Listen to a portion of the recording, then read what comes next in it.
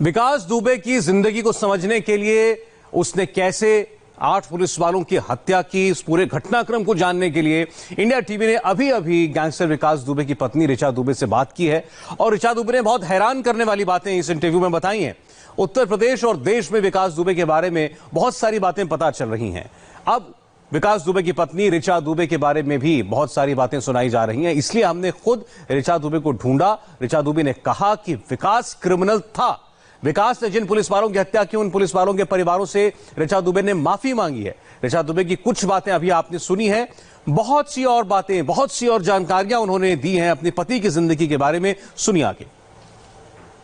अच्छा, आपको नहीं लगता कि जो संरक्षण मिल रहा था विकास को, राजनीतिक संरक्षण खासतौर पे, या पुलिस के लोगों का जो लाभ मिल रहा था, उसने विकास को एक बड़ा अपराधी, दुर्दांत अपराधी बनाने में बड़ा सहयोग किया? इस पूरे गड़बड़ झाला के बारे में आप क्या कहेंगी? मैं किसको कहूँ, किसने बना दिया, किसने क्या कर दिया? मैं तो कहती हूँ कि उसका लक था। अभी तक वो अपने लक से चल रहा था। आज उसका लक खराब हो गया तो दुनिया में नहीं है। अपने बच्चे और अपने परिवार को बीच मझधार में छोड़ के चला गया। जबकि आज के टाइम पे सर, मैं रो नहीं सकती, किसी से बता नहीं सकती कि हम लोगों को कितनी ज़रूरत थी उसकी, कि हम लोगों के पास ऐसा कुछ वो छोड़ के नहीं गया है। जैसे लोगों ने कहा है कि 500 करोड़ की प्रॉपर्टी होती तो आज मैं इतने छोटे मकान में और बच्चों के साथ समटी पड़ी हूँ और कुछ भी नहीं है हमारे पास। समय काट रहे हैं, ऐसा लगता है कि इस महीने का खर्चा चलेगा तो अगले महीने का कैसे खर्चा आएगा। एलडीए ने आपके मकान में नोटिस चस्पा किया है, आप एलडीए जा रही हैं, लखनऊ विकास प्राधिकरण, मकान के नक्शे के बारे में बता रही हैं, वहां से आपको क्या जानकारी मिली है? जी, मुझे जानकारी मिली कि मेरा नक्शा कुछ गड़बड़ है। इसमें भी हमारी कोई गलती नहीं, हमने तो बिल्डर से मकान लिया था, मगर अब हमने मकान लिया है सर, कैसे भी होगा मैं प्रार्थना करके हाथ जोड़ के जो भी मैडम होंगी या सर होंगे सबसे कहूंगी कि मुझे थोड़ा टाइम दिया जाए, क्योंकि मेरे बच्चे छोटे हैं। अभी मुझे भी बाहर निकलने और कुछ कमाने के लिए बहुत स्ट्रगल करना पड़ेगा लाइफ में। समाज के लोगों से जब आप पहले मिलती थीं, समाज के लोगों से जब आप अब मिलती हैं, समाज के लोगों का जो दृष्टिकोण आपके प्रति बदला है, उसके बारे में बताएंगे कुछ? देखिए, समाज का दृष्टिकोण, मैं तो चाहूंगी समाज मेरे साथ है और मैं समाज के साथ हूँ। मैं एक सामाजिक व्यक्ति हूँ, ठीक है, और मैं चाहूंगी कि समाज मेरी मदद करे। और समाज को मुझसे कोई क्वेश्चन पूछना है, मुझसे आके पूछ सकता है। ऐसा नहीं है कि मैं उनकी बात का आंसर नहीं दूंगी। मैं तो सदैव हाथ जोड़ के प्रार्थना करती हूँ कि मैं समाज के साथ ही रहना चाहती हूँ। पराली के दौरान विकास ने आपको क्या कॉल किया था? किसी भी तरीके का कॉल, किसी भी तरीके की बातचीत, कहाँ से मदद चाह रहा था, कौन मदद कर रहा था, कोई जानकारी आपको मिल पाई है? क्योंकि गुड्डन तिवारी और बाकी लोगों के भी नाम ले रहा था वो, कि इनसे बात करा दो, उनसे बात करा दो, मैं यहाँ सरेंडर कर दूं। क्या मन में कोई डर था? किसी तरह की जानकारी आपको मिली हो किसी से? नहीं, विकास से मेरी बस उसी नाइट को बात हुई थी जिस नाइट में ये कृत्य हुआ था।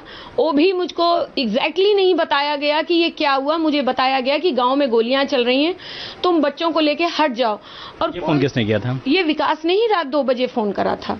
और जैसे मैंने ये सुना, मैं इतना ज्यादा डर गई और मेरी विकास से काफी मुहाचाई भी हुई। मैंने उनको कुछ गलत शब्दों का प्रयोग भी किया कि तूने मेरा घर बर्बाद कर दिया। तो उन्होंने मुझे काफी अब्यूज लैंग्वेजों का भी, गाली गलौज भी मेरे साथ करी। उसके बाद मैंने गुस्से में फोन पटक दिया। और उस बीच का जो भी, मैं इतना डर चुकी थी कि मैं घर से अपने बच्चों को लेके ऐसे ही 7 दिन मैं एक टूटे कॉम्प्लेक्स जो बिल्डिंग होती है उसकी छत में मैंने और मेरे बच्चों ने टाइम काटा। लखनऊ में या बाहर कहीं? नहीं, सिर्फ लखनऊ के अंदर, क्योंकि ना ही मेरा मैका है, ना मेरे माँ है, ना मेरे बाप है, और ससुराल वालों से भी मुझे कोई खासा सपोर्ट नहीं था। चलिए, आखिरी सवाल मुझे बता दीजिए कि विकास से आपकी मुलाकात कैसे हुई थी? कहा जाता है कि आपके भाई के साथ भी विकास का संपर्क था, उसके बाद विकास से शादी हुई आपकी। हाँ, ये सच है कि विकास के बहुत अच्छे दोस्त थे राजू। हमारे पार्क में खेलने आते थे, वहाँ सेंटर पार्क है शास्त्री नगर में, और उनसे अच्छी खासी दोस्ती हो गई थी। घर आना जाना हो गया, व्यवहार हो गया। फिर हम लोगों का थोड़ा आपस में काफ़ी इंट्रो हुआ। फिर हम लोग को ऐसा लगा कि हम लोग आगे लाइफ अपनी चला सकते हैं, तो हमने कोर्ट मैरिज शादी करी थी। उसके बाद किसी भी तरीके का विवाद की शुरुआत जो हुई वो बाद में हुई? हाँ, मैं जब वहाँ रहने लगी, मुझको कुछ दिनों बाद, देखिए मैं एक हाउसवाइफ थी, घर के अंदर रहती थी, बाहर क्या हो रहा है क्या नहीं हो रहा है मुझे कुछ पता नहीं चलता था। मगर जब मैं वहाँ साल भर रही, वहाँ के कृत्य देखे मैंने, वो चीज़ मुझे अच्छी नहीं लगी। फिर मेरे बच्चे हुए तो मैंने सोचा कि ये माहौल मेरे बच्चों के लिए डिजर्विंग नहीं है, इसलिए मैंने अपने आप को अलग कर लिया। बिल्कुल, आखिरी सवाल, हमारे माध्यम से आप उत्तर प्रदेश सरकार, उत्तर प्रदेश के मुख्यमंत्री योगी आदित्यनाथ से कुछ कहना चाहेंगी? मैं उनसे क्या कहूँ, बस माफ़ी मांगना चाहती हूँ अपने पति की कृत्य को लेके कि मुझको और मेरे परिवार को।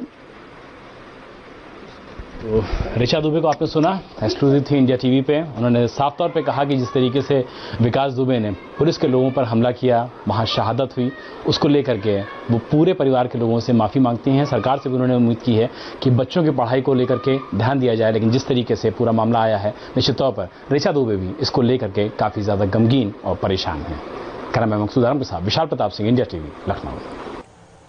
गैंगस्टर विकास दुबे की पत्नी ऋचा दुबे ने बड़े बड़े खुलासे किए।